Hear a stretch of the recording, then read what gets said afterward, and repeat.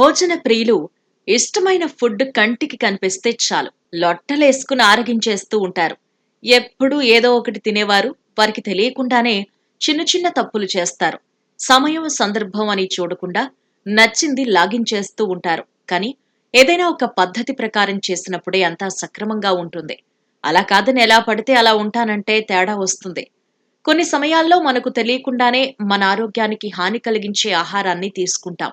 పండ్లు తినేటప్పుడు కొన్ని రకాల ఆహార పదార్థాలతో కలుపుకుని వాటిని తినటం వల్ల కొంప కొల్లేరై ప్రాణాల మీదకొచ్చే అవకాశం ఎక్కువగా ఉందంటున్నారు ఆహార నిపుణులు.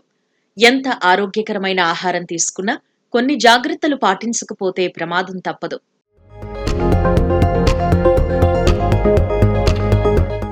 పండ్లని తినేటప్పుడు ఇలా మిక్స్ అయిన రకాలు తింటే అనారోగ్యానికి దారితీసే ప్రమాదం ఉందట. ముఖ్యంగా జామకాయ, అరటిపండు కలిపి ఎప్పుడూ తినకూడదట. పండ్లే గదా తింటే ఏమవుతుందిలే అనుకుంటే సమస్యను కొని తెచ్చుకున్నట్టే. దేన్నైనా సరే తెలుసుకుని తినాలి అని డైటీషియన్లు హెచ్చరిస్తున్నారు. జామకాయ, అరటికాయ ఒకేసారి తినకూడదు.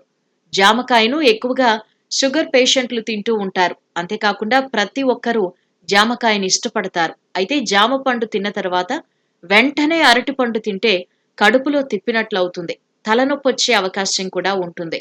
ముఖ్యంగా గ్యాస్ సమస్యలు అధికంగా వస్తాయిట. తస్మాత్ జాగ్రత్త.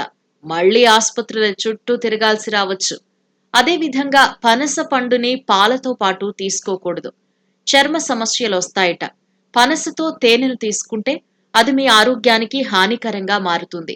పనసపండు తిన్న తర్వాత తేనె తీసుకుంటే శరీరంలో రక్తంలో చక్కెర స్థాయి ఒక్కసారిగా పెరుగుతుంది.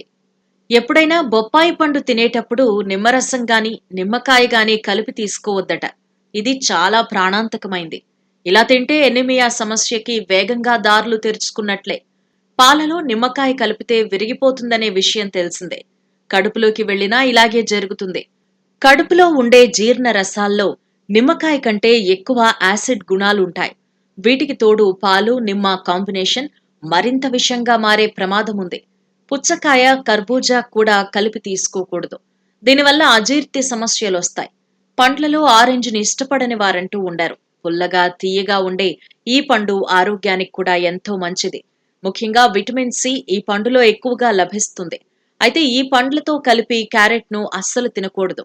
అలా తినడం వల్ల గుండెలో మంట, కిడ్నీ సంబంధిత సమస్యలు వస్తాయి.